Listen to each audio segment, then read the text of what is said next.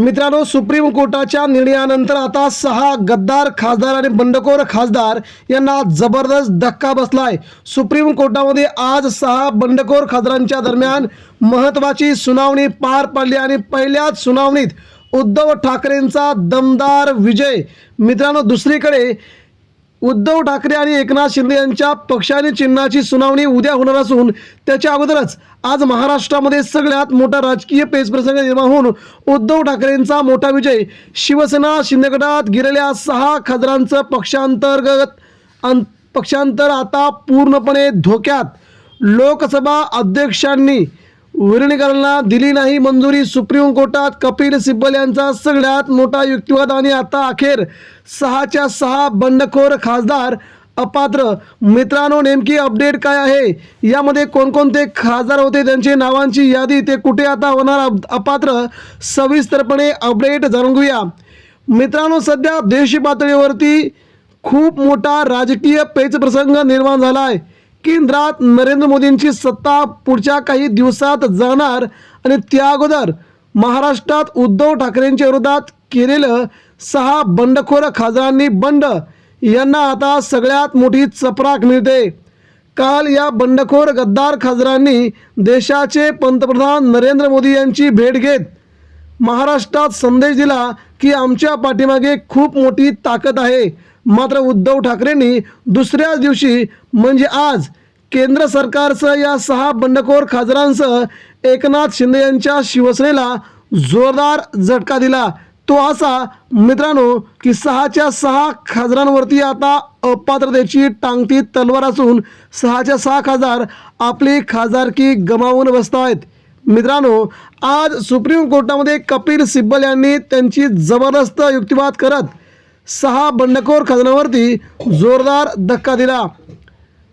यावेळी कपिल सिब्बल यांनी सगळ्यात महत्त्वाचा मुद्दा मांडत शिवसेना उद्धव बाळासाहेब ठाकरे यांच्या ज्या चिन्हावरती आपण निवडून आलात, मशाल चिन्हावरती, ते चिन्ह ज्या पक्षाचं आहे त्या पक्षाच्या प्रमुखाची आणि पक्षाच्या नेत्यांची आपण संमती घेतली होती का?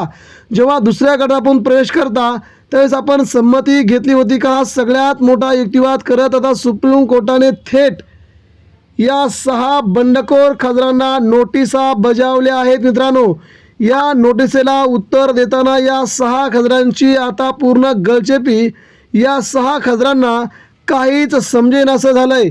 नेमकं आज सुप्रीम कोर्टामध्ये घडलंय काय ते आपण पुढच्या 2 मिनिटांमध्ये एकदम सविस्तर सोप्या भाषेत समजून घेऊया। मित्रांनो, लोकसभा अध्यक्षांच्या विलीनीकरण मंजुरीवरील याचिकेवरती सिब्बलांचा आज सुप्रीम कोर्टामध्ये युक्तिवाद झाला। अपात्रतेची याचिका नसताना अधिकारच नाही असा ठाकरेंच्या शिवसेनेचा दावा होत असताना पुढे काय म्हटलंय ते देखील जाणून घेऊया। शिवसेना उद्धव बाळासाहेब ठाकरे पक्षाच्या 6 खासदारांच्या शिवसेनेतील विलीनीकरणाला लोकसभा अध्यक्षांनी दिलेल्या मंजुरीचं प्रकरण सुप्रीम कोर्टात पोहोचले आहे। कोर्टात आज झालेल्या सुनावणी दरम्यान ज्येष्ठ विधिज्ञ कपिल सिब्बल यांनी ठाकरेंच्या शिवसेनेची बाजू मांडताना थेट लोकसभा अध्यक्षांच्या अधिकारावरच घाव घातल्याचं चित्र समोर आलंय। यामुळे लोकसभा अध्यक्ष देखील आता कायद्याच्या कचाट्यात सापडले आहेत। लोकसभा अध्यक्ष ओम बिर्ला यांची देखील अपात्रता सिद्ध होईल, त्यांना देखील कोर्टाने थेट आदेश दिले आहेत। त्यांना देखील आपल्या कारणे दाखवा नोटीसद्वारे उत्तर द्या असं म्हटलंय।